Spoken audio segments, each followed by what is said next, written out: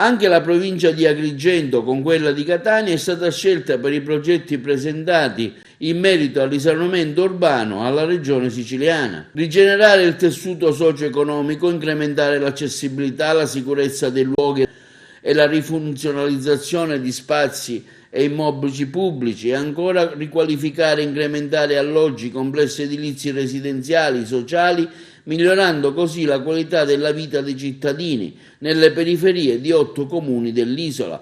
Per questo motivo il governo Musumeci ha deciso di proporre al Ministero delle Infrastrutture il finanziamento di oltre 27 milioni di euro per i 2 progetti all'interno del programma innovativo nazionale per la qualità dell'abitare.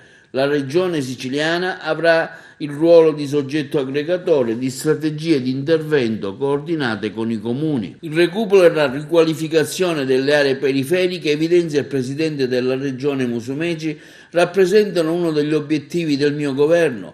Con queste risorse, alle quali presto se ne aggiungeranno altre, alimentiamo un'attività edilizia e al contempo diamo decoro al tessuto urbano, raccogliendo il grido d'aiuto che giunge dal nostro territorio.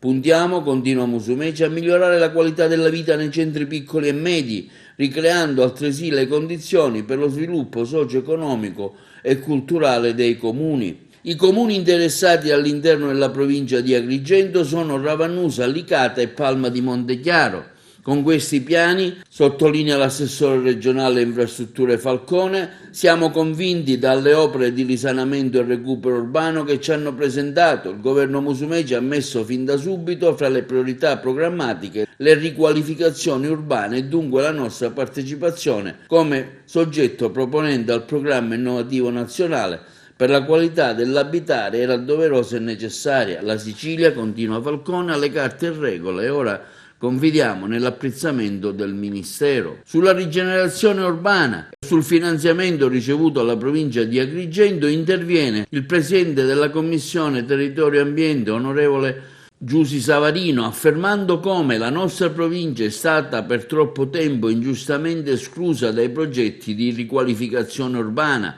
Adesso il vento è cambiato. Ringrazio, afferma la Savarino, il presidente Musumeci e l'assessore Falcone per aver inserito tra le priorità programmatiche i progetti di riqualificazione urbana da produrre al MIT. Ravanusa, Palma di Montechiaro e Licata sono comuni della provincia che mi onoro di rappresentare e che hanno davvero bisogno di accedere al programma innovativo nazionale per la qualità dell'abitare. La Sicilia, conclude la Savarino, ha le carte in regola per accedere al finanziamento. Adesso la palla passa a Roma. Confido nella condivisione di vedute da parte del Ministero nell'interesse esclusivo della nostra terra siciliana.